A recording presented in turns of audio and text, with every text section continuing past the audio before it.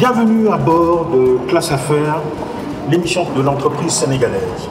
Nous sommes vraiment entrés dans l'ère de l'après-Covid, marquée par le port du masque et l'obligation de respecter la distanciation sociale.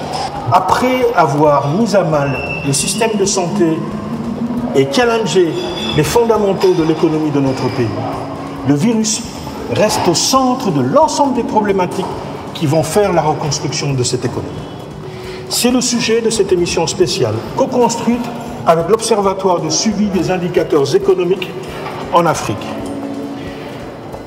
Le Covid-19, les problèmes qu'il pose à la reconstruction du pays, c'est l'émission spéciale de Classe Affaires avec l'OCDEA. Monsieur le député.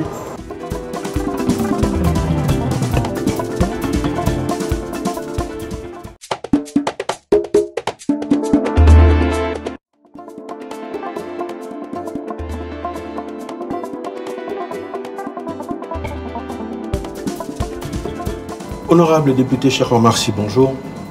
Vous êtes à la tête aujourd'hui de l'Observatoire de suivi des indicateurs économiques du développement en Afrique. Après avoir marqué la 12e législature en tant que député sur des sujets de pointe au Sénégal. Est-ce qu'on peut nous dire exactement de quoi il s'agit quand l'OCDEA s'implique sur certains sujets au Sénégal? Merci beaucoup, Monsieur Joseph-Henri Sarr. Effectivement, j'étais député lors de la 12e législature, 2012-2017, et j'ai beaucoup travaillé sur les questions économiques, plus particulièrement liées aux ressources naturelles, pétrole-gaz.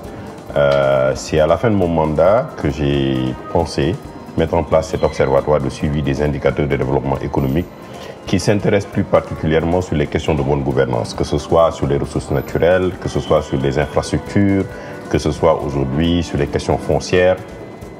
Vraiment, c'est des sujets sur lesquels nous nous appelons, y compris les questions numériques, la gouvernance numérique qui est un enjeu important aujourd'hui pour nos pays. Mais aussi le renforcement des capacités des jeunes. Il y a beaucoup de jeunes qui aujourd'hui aspirent à entrer en politique, mais n'ont pas le bagage économique nécessaire pour pouvoir appréhender les enjeux pour le développement de notre pays. D'où la nécessité pour moi d'avoir un observatoire qui est une plateforme de partage, de recherche, mais aussi vraiment de conseil envers les décideurs publics s'il y a des sujets sur lesquels on est consulté, qu'on puisse leur apporter notre opinion. Une réflexion a été menée au sein de l'observatoire sur l'impact de la pandémie Covid-19 sur l'économie au Sénégal. Oui, effectivement, nous avons sorti avec la participation de Heinrich Bold, notre partenaire, une note d'orientation sur la pandémie, l'impact de la pandémie, mais plus orientée sur les questions aujourd'hui de relance économique.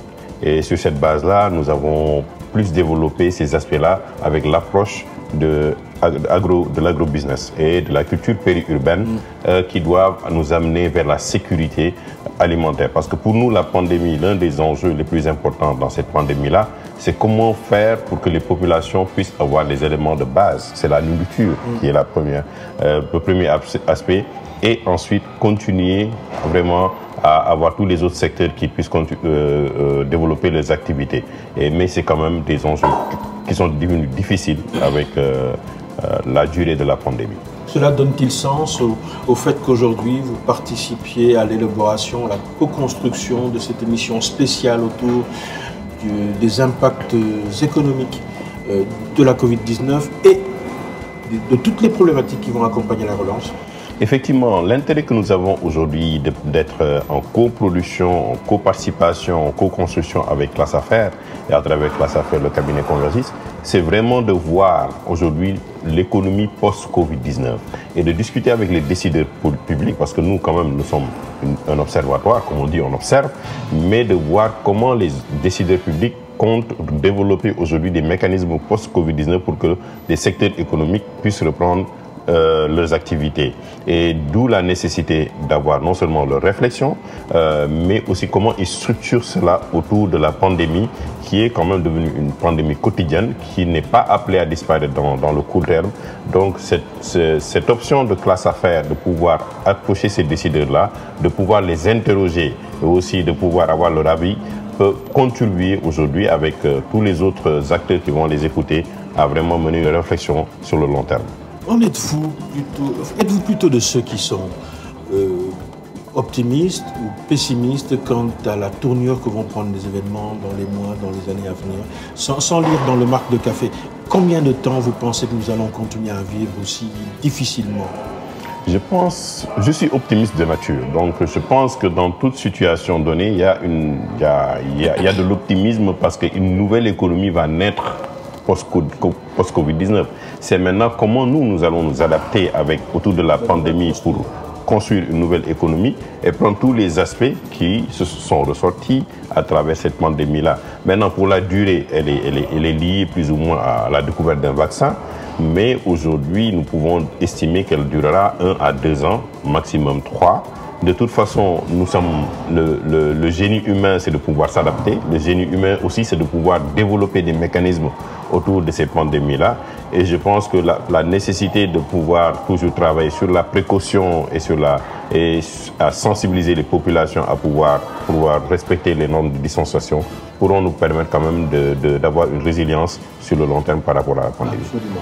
Que ça dure 1, 2 ans, ce qui est évident, c'est qu'aujourd'hui, il va falloir que nous construisions notre économie en prenant en compte l'existence de ce virus-là. Effectivement, vous avez constaté que même s'il y a des pans de l'économie qui ont été vraiment affectés, d'autres ont continué à croître, que ce soit l'économie numérique, que ce soit l'économie dans le cadre de la pharmaceutique, que ce soit aujourd'hui dans d'autres secteurs qui continuent d'être des secteurs promoteurs et qui continuent de vivre la pandémie sans problème. Maintenant, à nous de voir les autres secteurs, que ce soit l'éducation doit se réadapter, que ce soit tous les autres, même les conférences, les séminaires, on a vu aujourd'hui qu'il y a d'autres mécanismes pour cela. Et je crois que c'est le génie humain, c'est ça, savoir s'adapter économiquement à la pandémie. Nous remercions l'honorable député. Nous vous donnons rendez-vous très prochainement sur cette émission spéciale Classe Affaires, focus sur l'ensemble des problématiques qui vont accompagner la construction, la reconstruction de l'économie sénégalaise post-Covid-19.